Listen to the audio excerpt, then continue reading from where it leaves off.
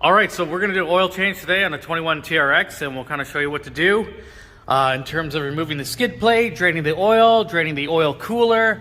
So the two bolts that we are leaving in is this bolt over here, and there's another bolt over here that we are leaving in. And then for removal of the plate, we have 4 bolts that we are removing. This one here, this one here, this one here, and this one here. So I'm gonna go ahead and loosen these and get these dropped down, and then show you what we're gonna do after there. All right, so we got the plate down. I did put the hardware back into where it originally was, just so you guys have an idea where the two longer the bolts are there, and where the shorter ones go as well here.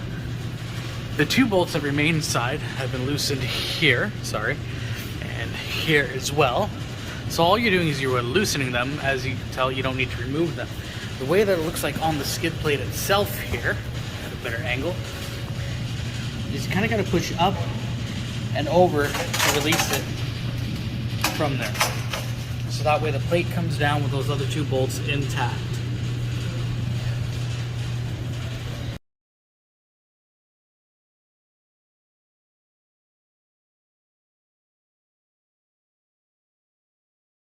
Bolts here to remove the skid plate are 16mm 6 point. Also, now that the plate is down, we can also get a view of the remote reservoirs as well for the Bilstein suspension system there. It's pretty neat. Here's your oil filter up here. The oil cooler is right here, and we have this bolt here that we're going to take out when we're draining it as well. And obviously your oil pan is right over here. Okay, I'll link the sizes and tools, everything I use for today for the oil change as well, including the products. And just so you know, we used a 14mm 6 point socket to remove that drain plug there as well. So let's go ahead, get her out of there. The truck only has about 2,800 kilometers on it right now, but I did pretty hard track day on Saturday with it, so I wouldn't mind getting some of this oil out of there and that braking stuff too. Cool.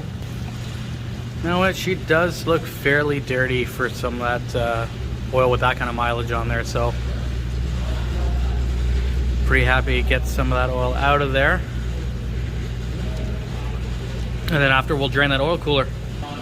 Hey, I did want to mention as well, always inspect the seal around the drain plug itself. We want to make sure that gasket has no cuts, tears, any defects in there like that. You don't want any oil leaking in your driveway after or anything like that. Looks good enough for me there.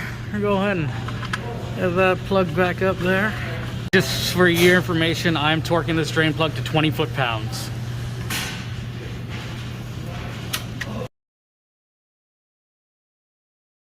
Alright, so we're going to take that oil filter off.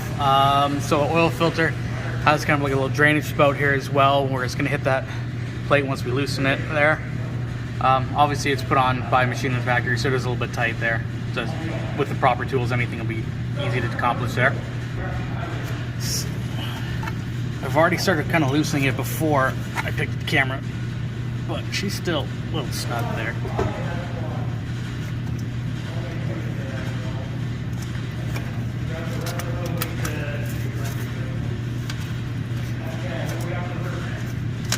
All right, that's good there.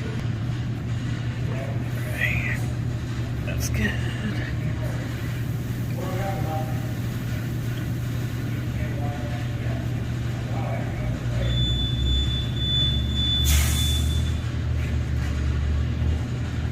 Sorry, this angle's just a little awkward here. Let that drain out a bit and pop her off. Just keep things clean. Just gonna shoot some brake cleaner in there, clean it all up as well. You guys are probably seeing a lot of all the black overspray. That was just from like the dealer rust proofing that they had applied. So yeah, so you know.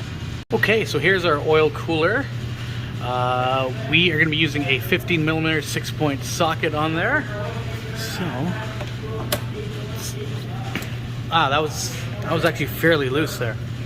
Didn't take a lot of effort at all. All right. And we're gonna go ahead. Hopefully we got a good angle there. I guess we'll find out.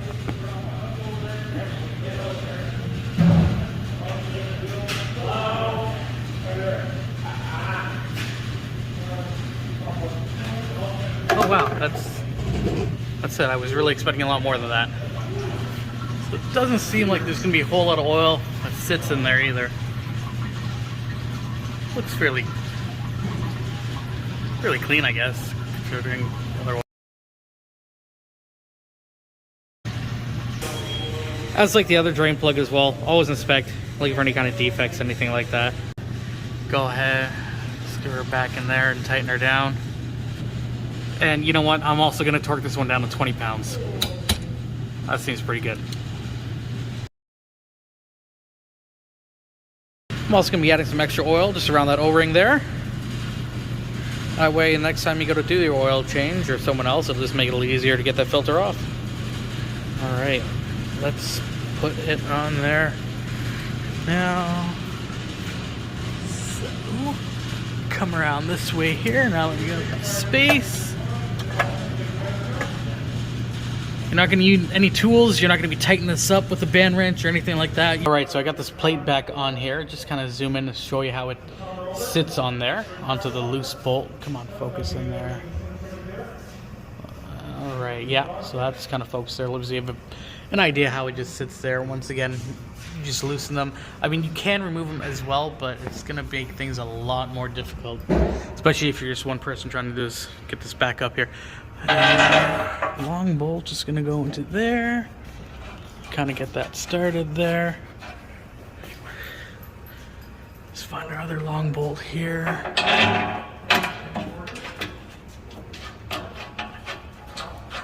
Okay. Small bolt into there. And our other small bolt to there. So I'm just going to go ahead and snug all these up here. All right, and let's select our oil. So we're going to be using the Pennzoil 040. All right, she's going to be thirsty. These trucks do take quite a bit of oil. Once again, I'm using the Pennzoil Platinum Full Synthetic 040. All right, so after you've completed your oil change, let's go ahead and reset the maintenance reminder light here. All we're going to do is we're going to hit the start button twice to put the vehicle into its run mode.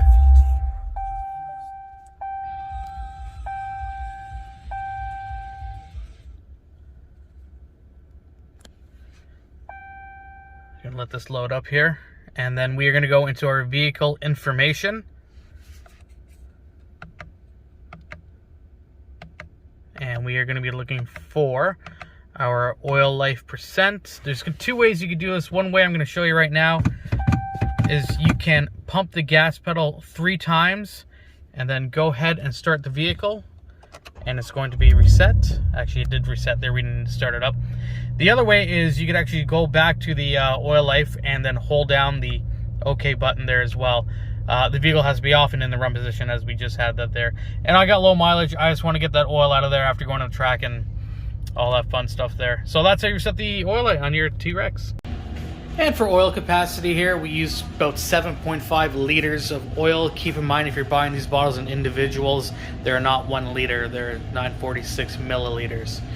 Just for future reference for you there. And your part number for your Mopar oil filter is there as well, 4884899AC.